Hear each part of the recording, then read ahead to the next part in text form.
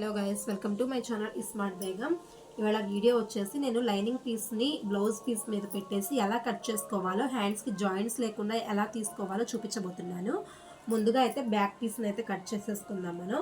ఇదిగోండి, ఇది వచ్చేసి శారీలో పీసు, ఇదేమో నేను కట్ చేసుకున్న లైనింగ్ పీస్ అనమాట. ముందుగా వచ్చేసి బ్యాక్ పీస్ని అయితే కట్ చేసుకుంటున్నాను. ఇలా నేను చెప్పే ఈ టైప్ని కనుక పాటిస్తే కనుక మీరు ఎటువంటి జాయింట్స్ లేకుండా మనకి నీట్గా బ్లౌజ్ కటింగ్ అనేది వచ్చేస్తుంది అనమాట. ముందుగా బ్యాక్ పీస్ని అయితే కట్ చేసేసుకుంటున్నాను. కొన్నిసార్లు మనకి జాయింట్స్ పడుతూ ఉంటాయి, అలా జాయింట్స్ పడకుండా నేను ఈ విధంగా అయితే కట్ చేస్తూ ఉన్నాను. బ్యాక్ పీస్ని అయితే సపరేట్ చేసేద్దాం. ఎప్పుడైనా సరే న్యూ బిగినర్స్కి ఇది బాగా యూజ్ అవుతుంది. నేను చెప్తుంది కూడా న్యూ బిగినర్స్కే, ఎందుకంటే సీనియర్స్కి ఎదురుగా ఇటువంటి సలహాలు అయితే అవసరం లేదు కదా. న్యూ బిగినర్స్ కొంచెం హాఫ్ ఇంచ్ ఎక్స్ట్రా ఉండేటట్టుగా చూసుకుంటే ఆల్ రౌండ్ నెక్ కానివ్వండి, షోల్డర్ కానివ్వండి, all round half inch extra ఉండేటట్టుగా పీస్ ఉండేటట్టుగా కట్ చేసేసుకోండి. బ్యాక్ పార్ట్ అయితే కట్ చేసేసుకున్నాం, ఇలా పెట్టేసుకోండి. తర్వాత ఫ్రంట్ పార్ట్ తీసేసుకుందాం. బ్యాక్ పార్ట్ మనం సంక పార్ట్ చేసాం కదా, అక్కడే పెట్టేసుకొని ఫ్రంట్ పార్ట్ కూడా తీసేసుకుందాం. ఈ విధంగా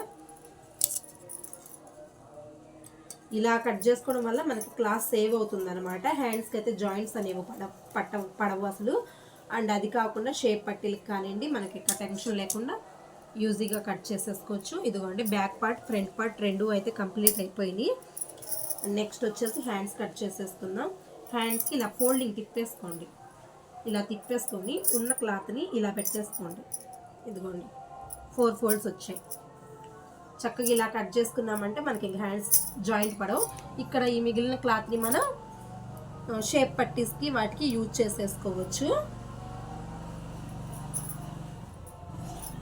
కొన్నిసార్లు క్లాత్స్ ఏమవుతాయి అంటే క్రాస్ క్లాత్స్ వచ్చి మనకి జాయింట్స్ పడుతూ ఉండడం ఇలా జరుగుతూ ఉంటాయి.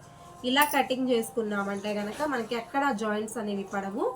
ఫ్రంట్ పార్ట్ ఈజీగా వచ్చేస్తుంది, అండ్ బ్యాక్ పార్ట్ ఈజీగానే వచ్చేసింది, అండ్ హ్యాండ్స్ కూడా మనకి ఈజీగా వచ్చేస్తాయి అనమాట ఇలా కట్ చేసుకుందామంటే.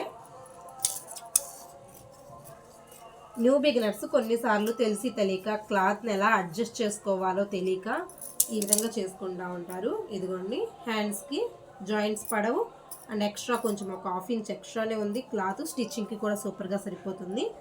అండ్ పైన కూడా ఎక్స్ట్రా క్లాత్ని ఇలా తీసేసుకున్నామంటే ఇదిగోండి, నీట్ ఫినిషింగ్ కూడా నీట్గా ఉంటుంది. ఇక ఈ మిగిలిన ఈ 2 పీసెస్ని మనం షేప్ పట్టీస్కి యూజ్ చేసుకోవచ్చు. ఈ పీస్ని ఇదిగోండి, షేప్ పట్టీస్కి అయితే యూజ్ చేసేసుకోవచ్చు. చూసారా ఎంత నీట్గా మనం లైనింగ్ బ్లౌజ్ని అయితే కట్ చేసేసుకున్నాము. మీలో ఎవరికన్నా కొత్తగా టైలరింగ్ నేర్చుకుంటున్న వాళ్ళు బ్లౌజ్ కటింగ్ కావాలనుకుంటే కనుక కామెంట్ సెక్షన్లో అయితే కామెంట్ చేసేయండి.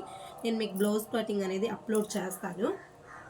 ఇదిగోండి, నా స్టైల్ ఆఫ్ కటింగ్ ఈ విధంగా ఉంటుంది. కొత్తగా నేర్చుకునే వాళ్ళకి ఇది చాలా ఈజీ ప్రాసెస్. 2 మినిట్స్లో మనం లైనింగ్ బ్లౌజ్ని వితౌట్ ఎనీ ముడతలు లేకుండా కానివ్వండి, చక్కగా జాయింట్స్ లేకుండా ఈజీగా కట్ చేసేసుకోవచ్చు అండ్ స్టిచ్ చేసేసుకోవచ్చు. స్టిచ్చింగ్ కూడా పర్ఫెక్ట్గా వస్తుంది. Thank you so much for watching my video. ఇలాంటి మరిన్ని యూస్ఫుల్ టిప్స్ కోసం నా ఛానల్ అయితే ఫాలో అవుతూ ఉండండి.